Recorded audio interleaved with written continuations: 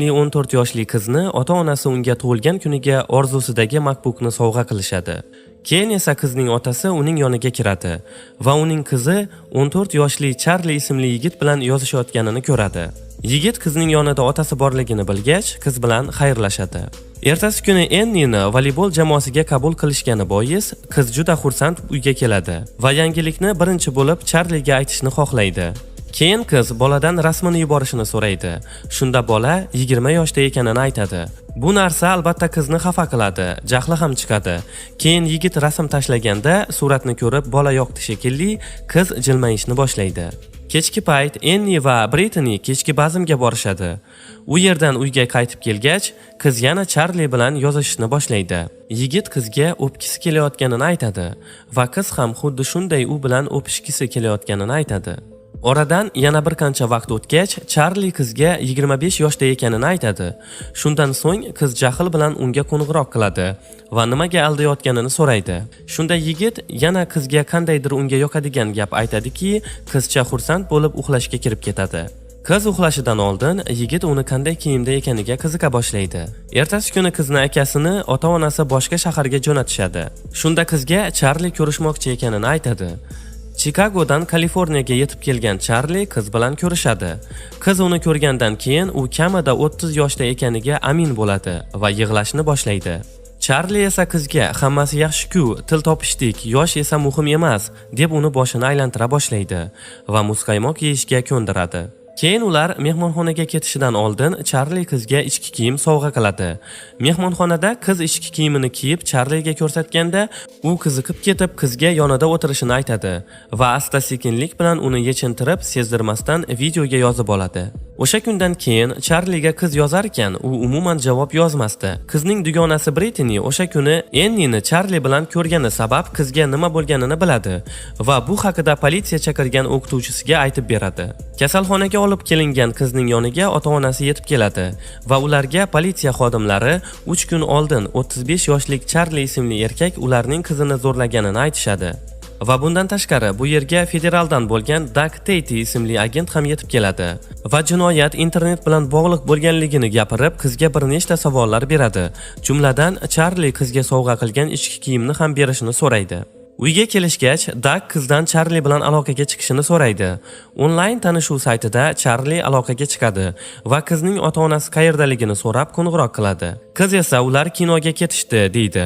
Ammo shu payt qizning oyisiga qo'ng'iroq bo'ladi va Charlie qizga aldoqchi deb telefonni qo'yib qo'yadi. Ertasi kuni qiz psixolog oldiga boradi va o'qishimdagi deyarli barcha qizlar aloqa qilib yurishadi. Nega endi men bir marta aloqa qilganimda ota-onam politsiya, federallargacha aytishyapti deydi. Shunda psixolog yigitning yoshi juda katta deganda, Enni yosh muhim emasligini va Charlie kelishgan xushmuomala edi deb uni yonini oladi. Bu vaqtda qizning otasi Charlie'ni topish maqsadida New Jersey tomon yo'l olayotganida aeroportda unga Doug qo'ng'iroq qilib, VPN orqali tanishuv saytiga kirganini aytadi. Shunda qizning otasi uyga qaytib kelib, ayoliga tanishuv saytida o'tirgan zo'ravonlarni ko'rsata boshlaydi. Qizning otasi zo'ravonlarning suratlarini ko'rsatib, bular ichida Charlie bormi deb so'raganida, qiz jahl bilan Charlie'ni zo'ravon emas deb aytadi. Bu tomonda katta yoshli erkak tanishuv saytida topgan yosh qizchasi bilan uchrashganda, u FBI tomonidan qo'lga olinadi. Ushbu erkakning muomalasi, yozishlari Charlie'nikiga o'xshagani bois, Doug uni Charlie deb o'ylaydi. Maktabda Ennining dugonasi undan kechirim so'raydi, ammo Enni dugonasiga sen hammasini tamom qilding deb jahl qilib ketadi. Kechki payt qizning otasi u bilan gaplashishga kiradi va qizidan nimaga Charlie'ning yoshi 20 yoki 35 ta ekanini bila turib ham mehmonxonaga borishga rozi bo'lding deb so'raydi.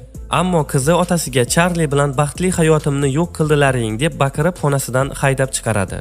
Keyin Doug ularning uyiga kelib, Charlie'ni hali ham noma'lum ekanini, ammo DNK analizlari shuni ko'rsatyaptiki, ilgari Charlie Ennidan tashqari 3 ta yosh qizni zo'rlagan ekan. Shundan so'ng Enni rostakamiga Charlie uni aldaganini tushunib yetadi.